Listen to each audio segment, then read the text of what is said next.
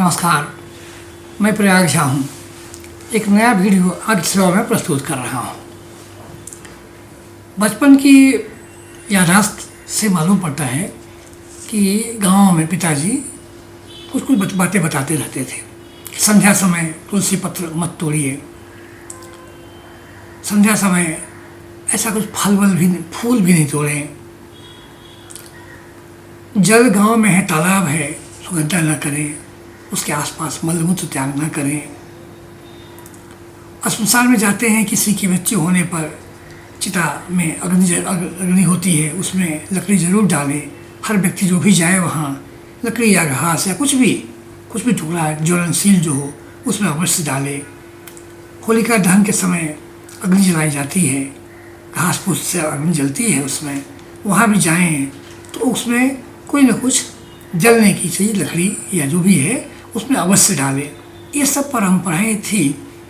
तो पिताजी बताते रहते थे, बहुत छोटी उम्र की बात है, और सुनता रहा तो लगता है कि ये क्या शास्त्र सम्मत है या परंपरा है, क्या है, क्यों ऐसा कहते हैं। ऐसा कुछ नहीं पता था क्यों ऐसा बोलते हैं, वो क्यों कहते हैं पता नहीं, लेकिन ये सब बात सुनाई पड़ती थी। इधर 2-4 दिन पहले महाभारत में पढ़ रहा था, ये कथा आई थी वृत्रासुर की। वृत्रासुर को मोक्ष प्राप्त करने की इच्छा थी, तो वो ऋषि मुनियों के साथ मिलकर अनेक तरह की कथाएँ सुनते थे, मोक्ष प्राप्त करने का मार्ग ढूंढते थे। वो उसी कथा के आगे जाकर एक चर्चा आई कि महाराज युधिष्ठिर ने पूछा पितामह से कि हे पितामह, जो वृत्रासुर बहुत बड़ा था, बहुत विद्वान था, विष्णु का भक्त भी था, वो वेदों का बड़ा ज्ञाता था, वो बड़ा धर्मात्मा था, वो फिर किस तरह से देवराज इंद्र ने उसका वध किया। ये एक कथा हमको सुनने की बड़ी इच्छा है। कथम विनिहतो वित्रः सक्रेण अपोसस्वा धार्मिका विष्णुभक्तश्च तत्वज्ञश्च पदान्वये।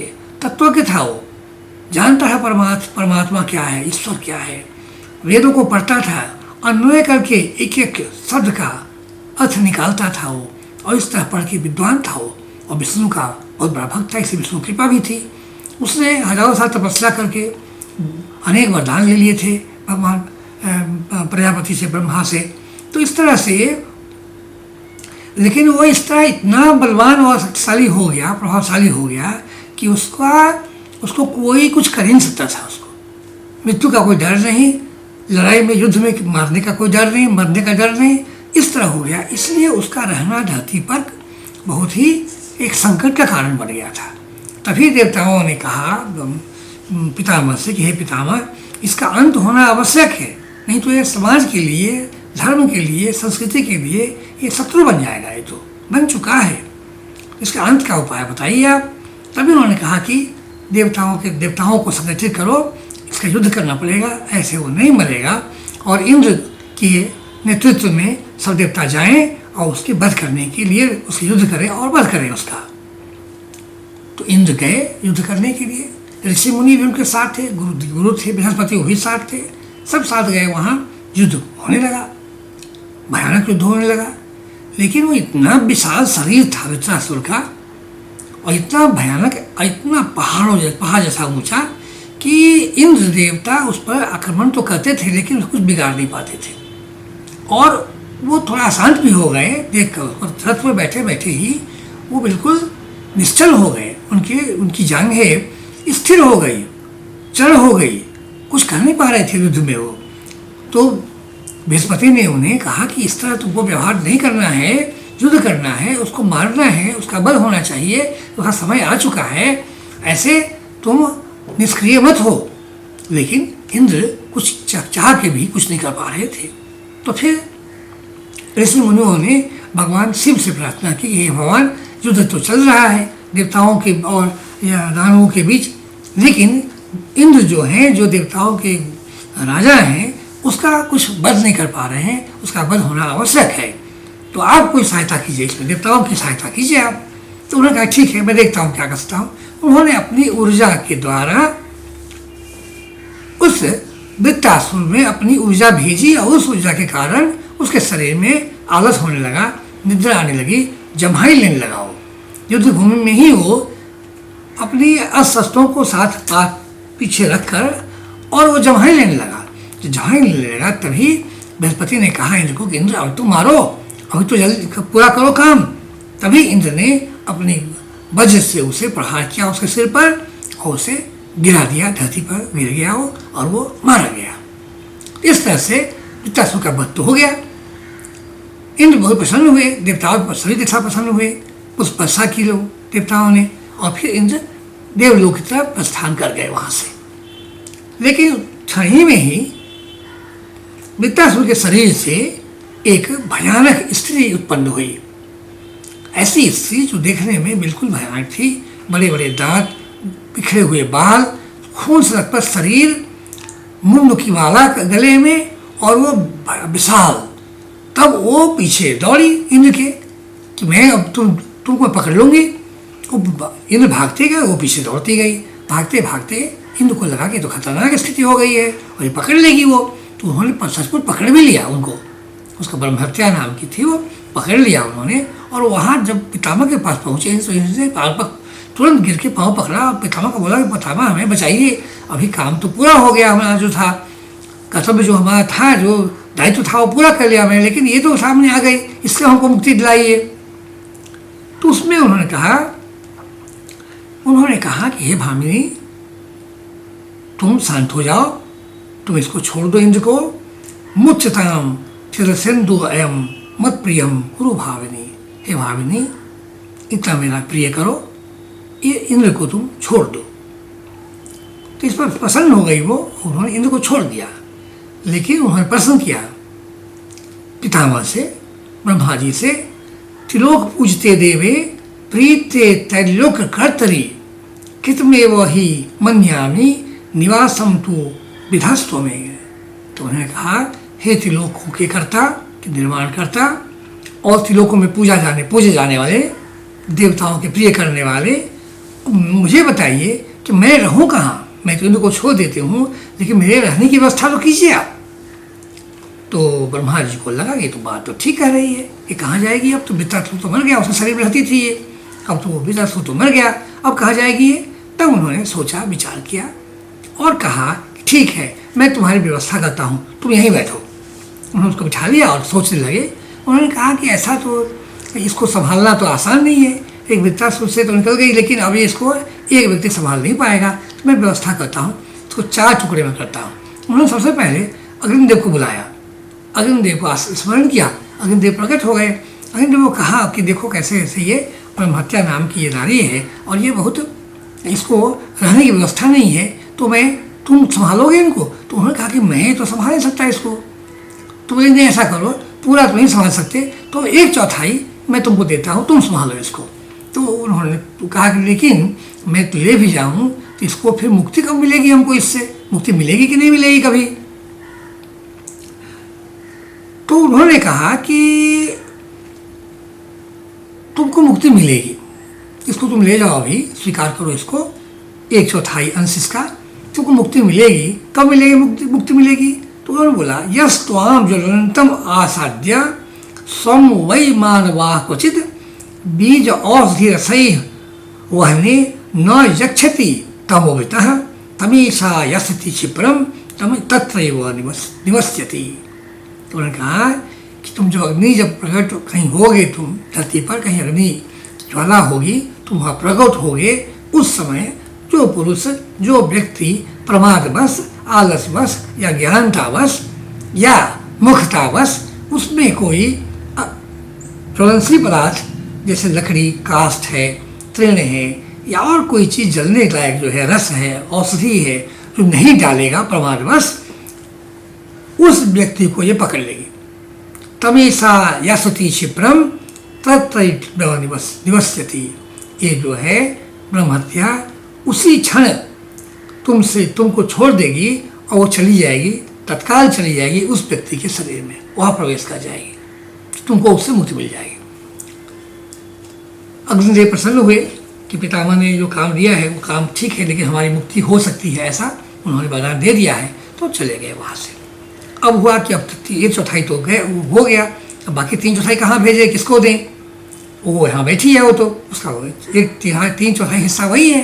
तब उन्होंने स्मरण किया वृक्ष तृण और औषधियों को, उनको बुलाया। सब प्रकट हो गए वहाँ, जैसे ही ब्रह्मा जी ने याद किया सब प्रकट हो गए। उनको उन्होंने कथा सुनाई कि मैं क्यों बुलाया, मैंने क्यों बुलाया है आप लोगों को, ये उन्होंने बता दिया। तो बता सुनकर वृक्ष सबसे बड़े थे, उन्होंने कहा कि हम तो ऐसे सताए हुए हैं, हम लोग अस्थावर हैं, हमने सृष्टि तो आपने की है लेकिन हमें चलने का पाँव नहीं दिया, शक्ति नहीं दी है, तो हम जहाँ पैदा होते वहीं पड़े रहते हैं। उसमें हमको अग्नि लग जाए, शीत लगे, धूप लगे, गर्मी लगे, कोई काट दे, कोई छेदन करे, हम कुछ नहीं कर सकते और हम सताए जाते हैं रात दिन। तो हमें कहाँ इसमें आप और क्या हमको दुख देना चाहते हैं आप, इसको हम ले कैसे संभालेंगे। वयम अग्निम तथा शीतम वर्षम च पवनेरितम सराम सहाम सरतम देव तथा छेदन भेद में। कोई छेद करता है, कोई भेद करता है, कोई काट देता है, ऊपर से गर्मी, वर्षा, बारिश, अग्नि, सब का ताप झेलना पड़ता है, सबको झेलना पड़ता है। तो हम असहाय रूप से अपने स्थान पर ही खड़े रहते हुए सबको सहते हैं। तो हम लोग कैसे संभाल पाएंगे इसको। तो उन्होंने कहा कि नहीं, तुमको तो लेना पड़ेगा, लेकिन इससे मुक्ति का बताता हो पाए, तुमको इससे मुक्ति मिल जाएगी, ये अस्थायी रूप से तुम्हारे पास नहीं रहेगी। ये कब मुक्ति मिलेगी। पर्व काले तुझम संप्राप्ते जो वैच्छेदन भेदनम कैस्थि नरो निमोहात तेषाम अनुगमिष्यति। तो उन्होंने कहा कि देखो, पर्व काल में संक्रांति हो, अमावस्या हो, पूर्णिमा हो, ऐसा कोई दिन होता है, उस दिन अगर कोई व्यक्ति प्रमादवश, अज्ञानतावश तुमको काटेगा, तुमको छेद करेगा, तुम्हें कष्ट देगा, तो यह जो ब्रह्म हत्या है उस तुमको छोड़कर उसके साथ तुरंत चली जाएगी वो। इस तरह से तुम्हारी मुक्ति हो जाएगी उससे। अब आधा बच गई और ब्रह्म हत्या। अब उन्होंने क्या कहा कि अब किसको बुलाएं, तो उन्होंने बुलाया जल देवता को। जल देवता कहा, याद किया, जल देवता प्रकट हो गए और प्रकट होकर उन्होंने पूछा कि पितामह क्या आदेश है मेरे लिए। तो उन्होंने कहा कि कहानी सुना दी कि कैसे इंद्र को पकड़ लिया है ब्रह्म हत्या ने और उसको कहीं कहीं जब देना है, रहने का स्थान उपलब्ध करवाना है, तो आपको याद किया गया है, आप इसमें से इसका 1/4 हिस्सा आप ले लीजिए। तो जल ने भी कहा कि असमझता कि ठीक है, लेकिन मुझे मुक्ति कैसे मिलेगी इससे कैसे मैं मुक्त हो पाऊंगा, कब हो पाऊंगा। तो ब्रह्मा जी ने कहा कि तुम्हारी मुक्ति का उपाय है। अल्पा इति मतिम कृत्वा जो नरो बुद्धि मोहितः श्रेष्म मूत्र उरीसाणी युष्मासु पति मोक्षति तम यम यास्ति क्षिप्रम सतैव निवस्यति। तो उन्होंने कहा कि जो प्रमादवश, मोक्षतावश या बुद्धि के मोहित होने से, बुद्धि के क्षीण होने से, अल्पबुद्धि होने से जहाँ जल है वहाँ श्लेष्म अर्थात थूक के फेंकना, मूत्र त्याग करना, शौच कर देना, ऐसा जो करेगा उस व्यक्ति के पास तुरंत तुमको छोड़कर उसके पास से ब्रह्म हत्या चली जाएगी, तुमको उससे मुक्ति मिल जाएगी। ये हो गई जल की बात। जल देवता से वो बता दिया उन्होंने रास्ता। अब स्त्रियों को बुलाया उन्होंने, अप्सराओं को बुलाया, इसको रिप्रेजेंटेटिव है, प्रतिनिधि करती हुई थी अप्सराएं, अप्सराओं को बुलाया। अप्सराओं को उन्होंने यही कहा कि देखो 1/4 बचा है ब्रह्म हत्या का, तुम्हें संभालना है। तो उन्होंने कहा कि हम तो ऐसे ही स्त्री होने के कारण अनेक तरह के कष्टों से गुजरते हैं, अनेक तरह की जिम्मेदारियां होती हैं, दायित्व होते हैं, और हम पर ऐसे ही कई तरह से अत्याचार भी हो जाता है, कई तरह से लोग हम शोषण होता है हमारा, तो मुझको हम लोग कैसे संभालेंगे इनको। तो उन्होंने कहा कि नहीं, तुम्हारे लिए मुक्ति का उपाय है, तुम्हारे लिए अस्थायी रूप से नहीं रहेगी ये, तुम भी इनसे मुक्त हो पाओगे। कब हो पाओगी। रजस्वासुनारीसो जो मई मैथुन आचरेत तमेशा यस्ति क्षिप्रम। कोई रजस्वला स्त्री है कोई, उस अवस्था में अगर पुरुष कोई मैथुन करता है उसके साथ, तब जो है ये ब्रह्म हत्या नाम की जो है ये उस स्त्री को छोड़कर तुरंत ही उस पुरुष के साथ चली जाएगी और तुम्हें उससे मुक्ति मिल जाएगी। इस तरह पितामह ब्रह्मा ने ब्रह्म हत्या का 4 अंश किया, 4 भाग किया, चारों में बांट दिया और चारों को बता भी दिया कि तुम्हें ये जो है अस्थायी रूप से स्वीकार नहीं करना है, इसका निदान हो जाएगा।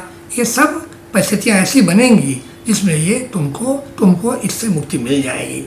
इस तरह कहानी पूरी की तो पितामह ने भीष्म पितामह ने कहा कि राजेश्वर, तुम तो सुधी महान हो, परम शक्तिशाली हो और धर्मज्ञ हो, धर्मनिष्ठ हो, तो तुम सब जानते ही हो, सब बातें हैं। लेकिन ब्रह्मा जी जो कहा है कहानी मैंने तुम बता दी है, ये कथा जो है पवित्र है, दिव्य है और अद्वितीय है। यह दिव्य कथा जो है इसकी चर्चा करो, राजसभा में जब जाओ, विद्वान जहाँ बैठे, ब्राह्मणों की सभा हो, वहाँ इस पर चर्चा होनी चाहिए। तो चर्चा होने से क्या होगा, ये बात लोगों को ज्ञात होगा और इस तरह से होगा, इस तरह से लोग जान जाएंगे और ऐसा बर्ताव अपने आचरण में इन बातों का ध्यान रखेंगे। वो उधर इंद्र भी जब मुक्त हो गए ब्रह्महत्या से तो चिंता तो उनकी मुझ निकल गई, लेकिन उन्हें लगा कि ब्रह्महत्या का पाप जो लगा था उसके लिए मुझे भी कुछ न कुछ शुचिता के लिए प्रयास करना चाहिए। तो उन्होंने भी अश्वमेध यज्ञ किया, यज्ञ में बहुत दान दिए, दक्षिणा दिए, पूजा हवन करवाया, ब्राह्मणों को प्रसन्न किया और अनेक लोगों की तरह से सेवा की, ऋषि मुनियों की भी सत्कार किया। इस तरह से वो मुक्त हुए।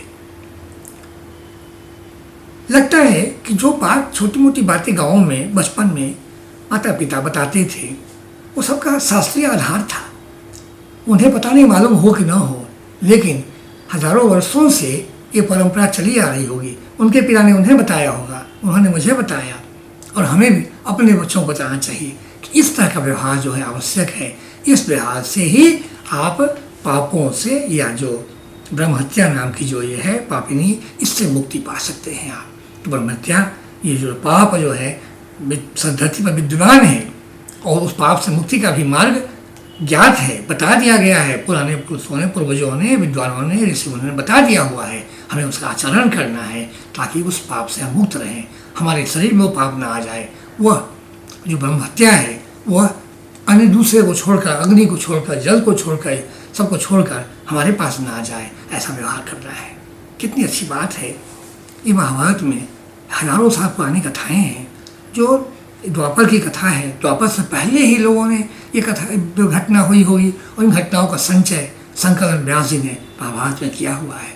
कितना उपयोगी समाज के लिए है आज भी ये चीज़। आग्रह है कि समय मिले तो पढ़ें, महाभारत पढ़ें। धन्यवाद, नमस्कार।